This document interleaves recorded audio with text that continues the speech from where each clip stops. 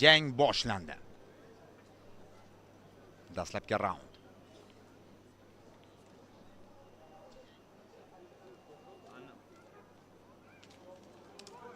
Qanday, zarbalar shunga kirish ketishyapti. Chiroyli jang. Deyarli kuzatuvsiz. Ehtiyotkorlik bor. O'sha mashhur nokaut qayd etilgan.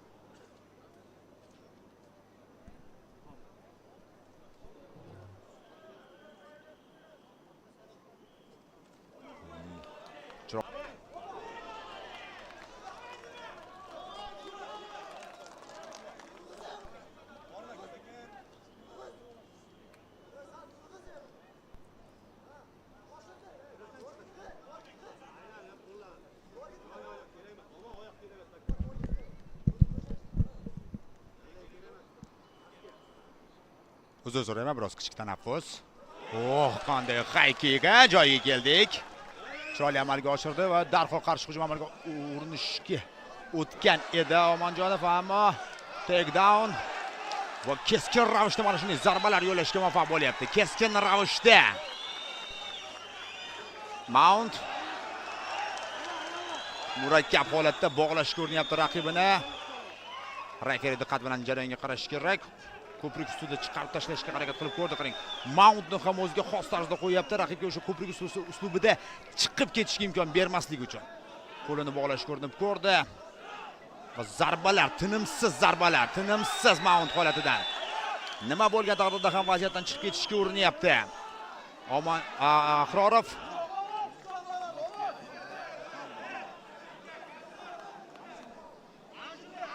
Dilmurod Ahmedov esa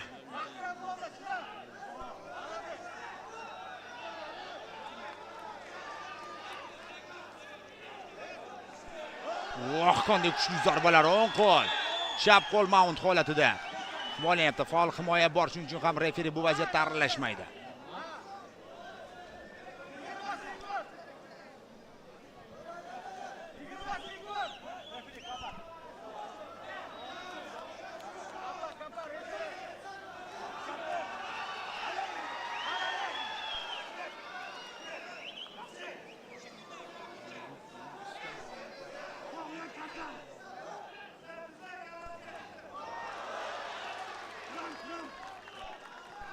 Bel nazoratga o'tmoqda va yaqin turib hozir yana Mount ko'rinish bo'lishiga.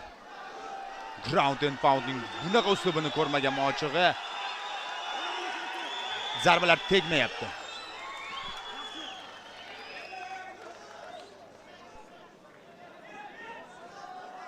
Tinmasdan zarbalar yo'llayapti Ahmedov.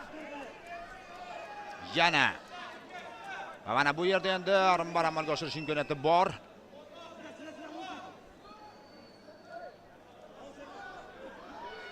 Kuchli zarbalar qabul qilib olyapti, ammo faol himoyada bor.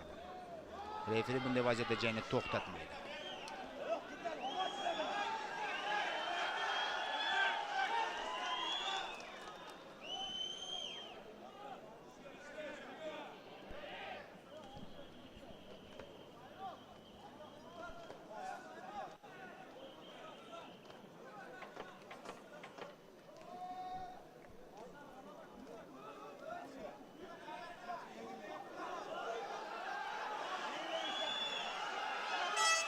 Va birinchi raund yakuniga yetmoqda. Dosh berdi, qoyil qolmasdan ilojimiz yo'q. Ahrorov juda ko'p kuch sarfladi, Dilmurod Ahmedov ham. Buni ham ta'kidlab o'tamiz. Chunki mana shu butun raund mobaynida jang parterga o'tgandan so'ng tinimsiz zarbalar yo'lladi. Tinimsiz.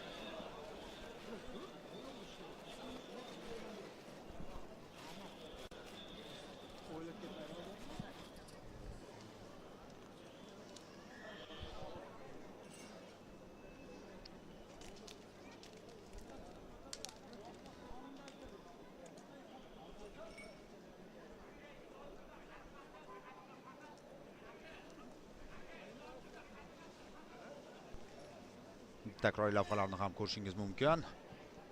Ushbu jarayonda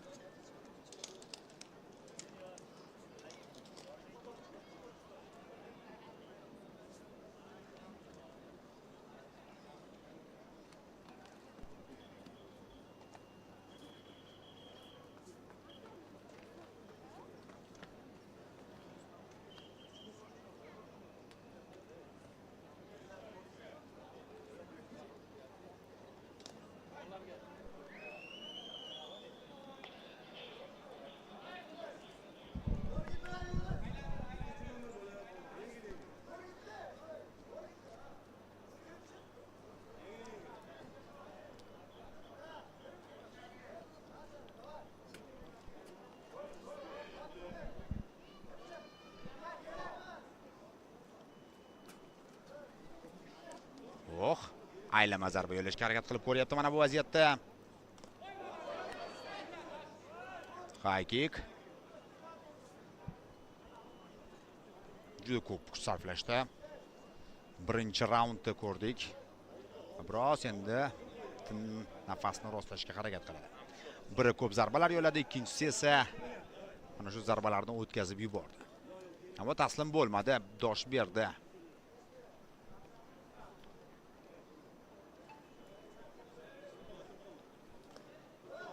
Low kick.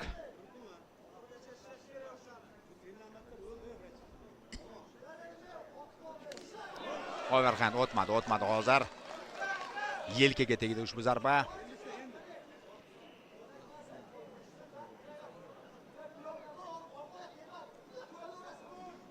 Oyoqqa tashlamoqda, yiqtayapti.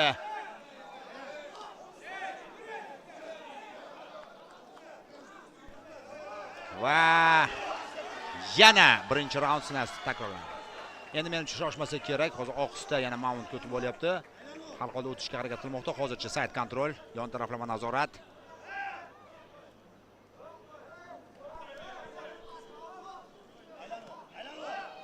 Zarba turishga harakat qilmoqda Ahrorov. Ammo bermayapti mana shu turishga.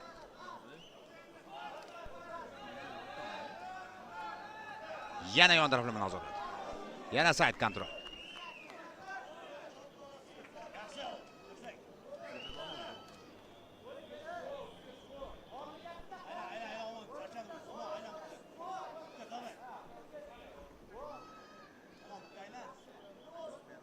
Mount.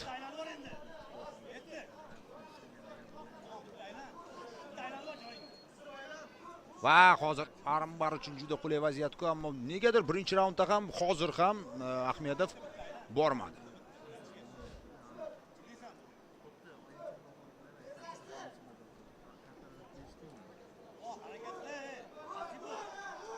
Murakkab holat. Chuqur himoyaga o'tib ketdi. Chuqur himoya bo'lyapti, ogohlantiryapti. Referi birinchi marotaba burchakni ikkinchi marotaba ogohlantiryapti, qarab qo'yapti referiga, ikkinchi marotaba ogohlantirdi va hozir tinimsiz zarbalar yo'llashga muvaffaq bo'lyapti Ahmedov va bo'ldi. Jang to'xtatish kerak albatta. Jangni to'xtatish kerak.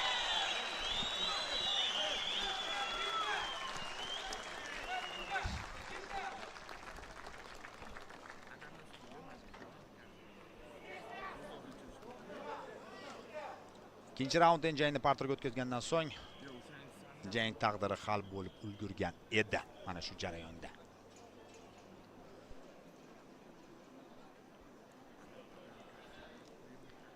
Va rasmiy jarayon, rasmiy g'olib nomini e'lon qilishadi endilikda.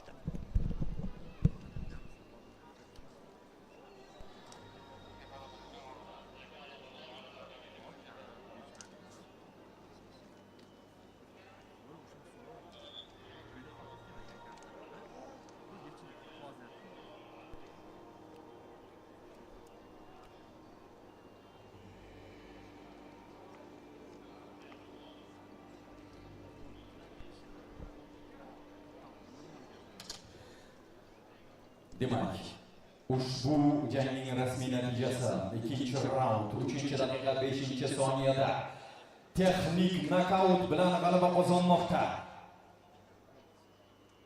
Qizil burchak Dilmurod Ahmedov. Sirdaryo